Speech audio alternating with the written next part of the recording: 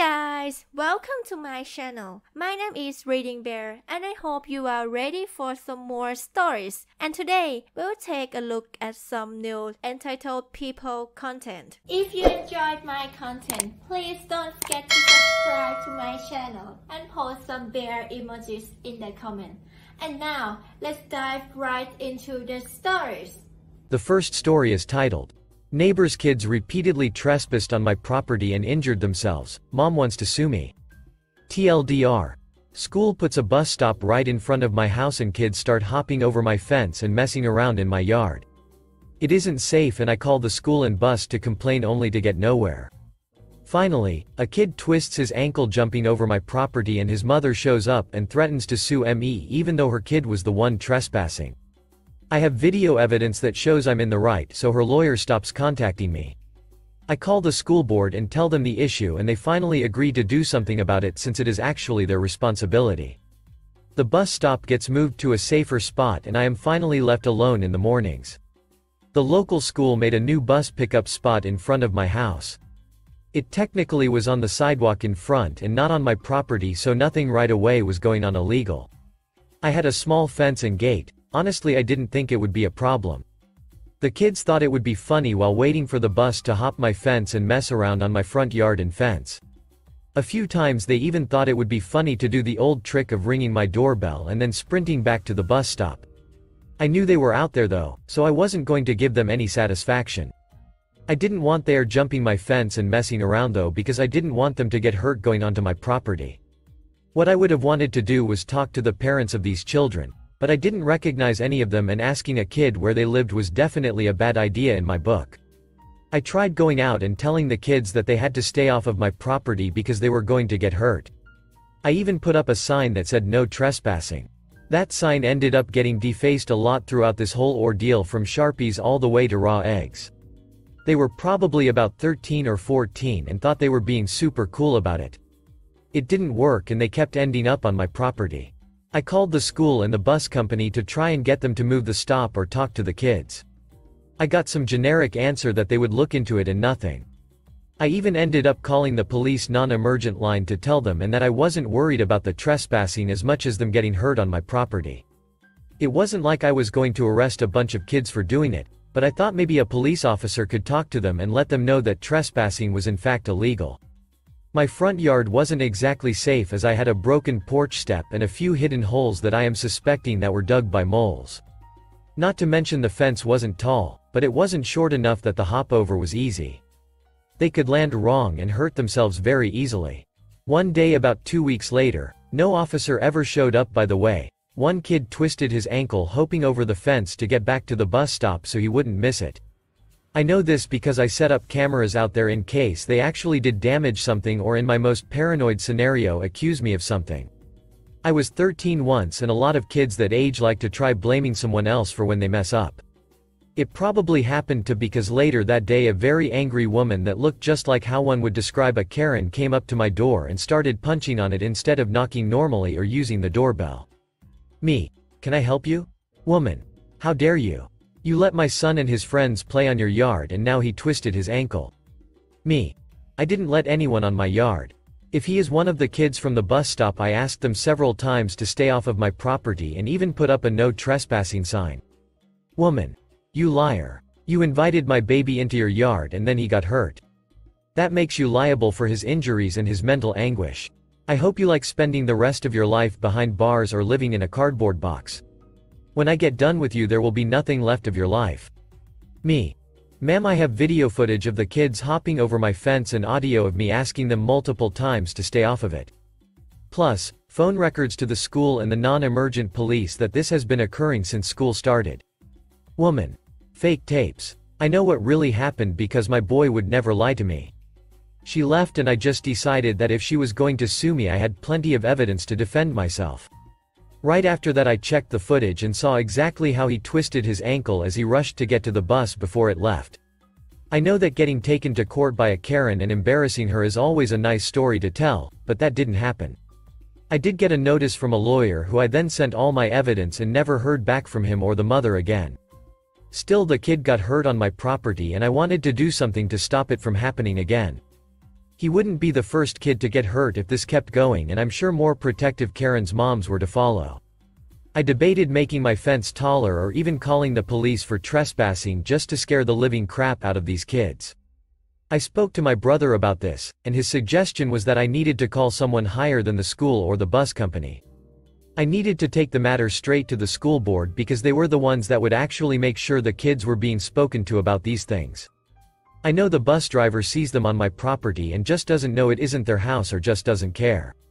I take his advice though and call the school board stating that I have a concern about the kids being in unsafe conditions waiting for the bus in the morning. I know that I exaggerated it a little bit, but I needed to get someone to actually speak to me, and those words worked like magic.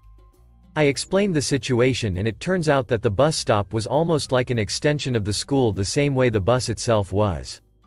That meant the kids not only needed to follow all school rules at the bus stop, but if a kid got hurt, it was actually the school that would become liable, not me. A kid twisting his ankle was enough for them to get concerned because the school didn't want to be getting sued about it. The school also felt really embarrassed that they were getting a call like this about their students breaking the code of conduct and giving the school a bad reputation. I didn't want to tarnish them and again told them that the focus was really on keeping the kids safe. The day after that, the kids stopped jumping my fence and I guess got a good talking to from the school. A week later, the bus stop was moved a block away where the kids would be on a sidewalk outside of a park. This way, even if they were goofing off before the bus came, they were doing it both safe and legally.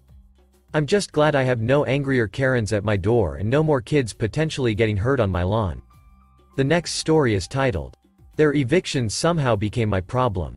A few months ago me 24 female, and my husband 30 male, moved from Michigan to Arizona with our 2 boys, 6 and 1, and got an apartment with next door neighbors who seemed nice and fun to be around. The lady is in her 50s, and her son who is working is 21. She didn't have a job and exhausted all her benefits from the government.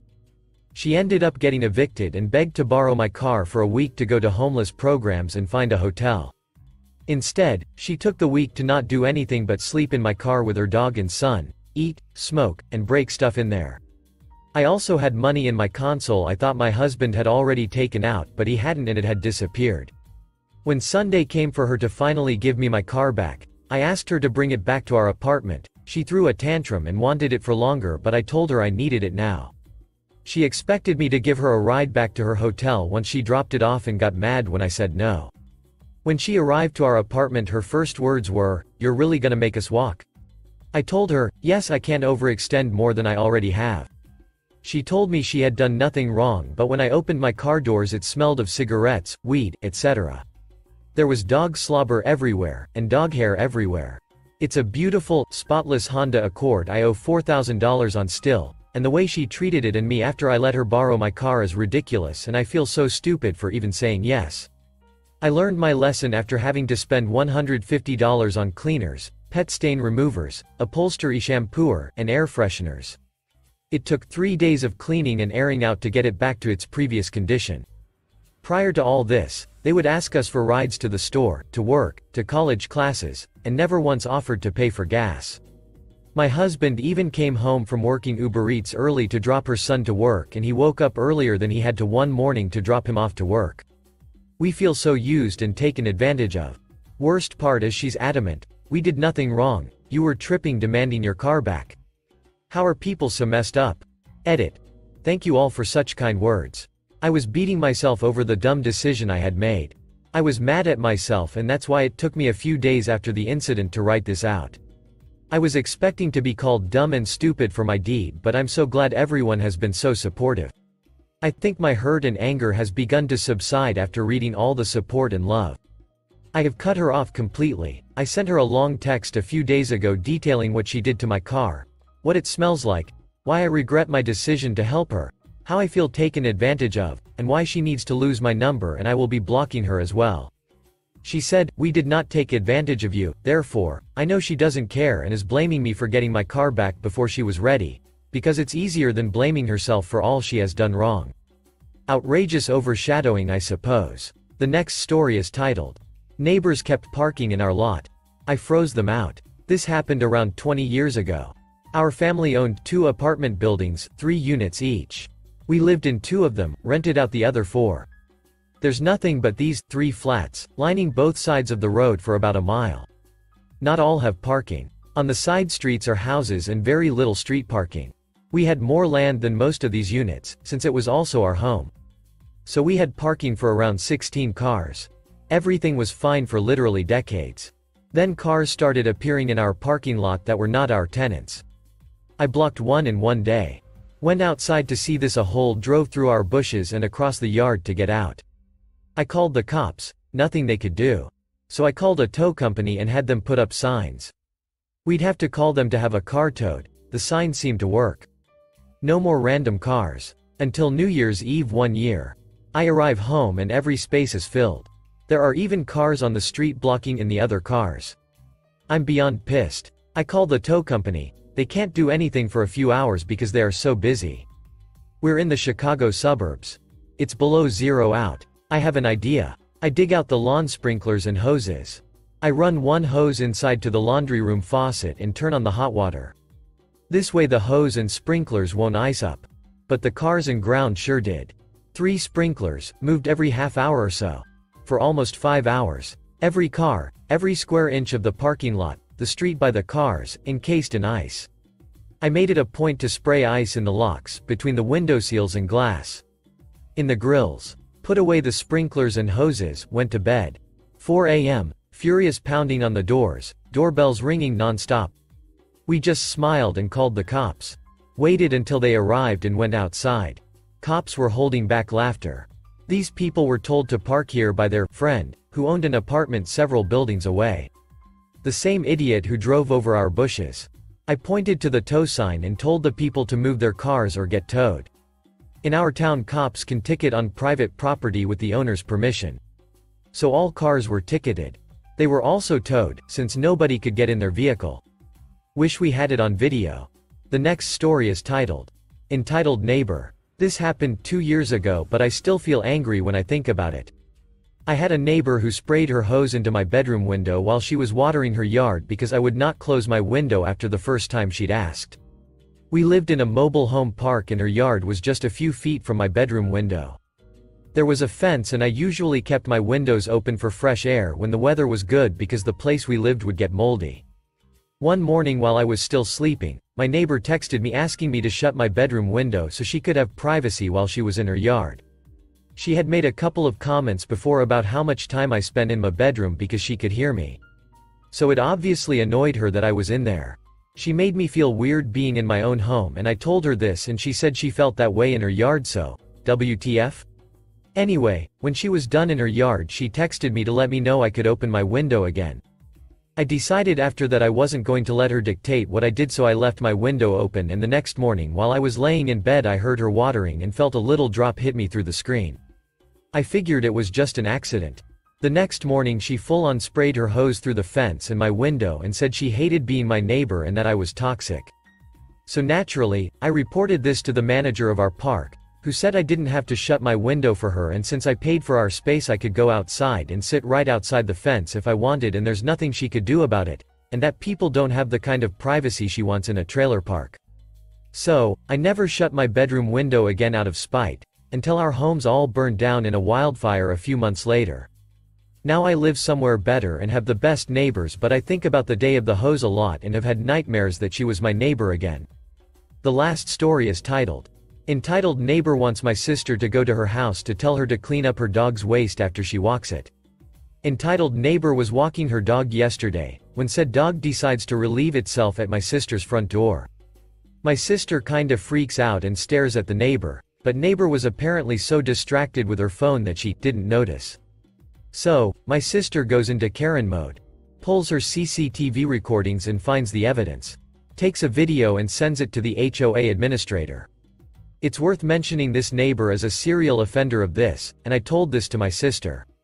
So, instead of just getting a warning, she was fined this morning. She got really mad at the administrator. But she knew who and where was the fault, so she was aware of her wrongdoing. The administrator kindly let her know that, due to several incidents of the same nature, they are monitoring my sister's house because many dog owners just let the dogs shit all over my sister's yard. Entitled Neighbor didn't take it well and threatened to go talk to my sister. Well, Lo and behold, she interrupted us from going to the park to apologize to my sister. Far from apologizing, she was demanding why did my sister not go to her house to inform her that her dog had soiled her house.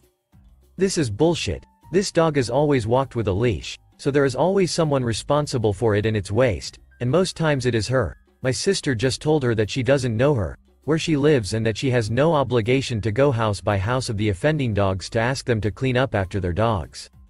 She has cancer, so she can't be out and about cleaning feces or investigating and coercing grown-ass adults to look after their damn dogs. So entitled neighbor left all pissy and fined for being the negligent, reincident a hole she is. Want to have a dog? Look after it. Don't want to get fined constantly by the HOA? Don't pretend to be distracted on your phone to not pick up your dog's waste. Also, don't trespass private property. Next time I'll be the one recommending her to lawyer up. Thanks for listening.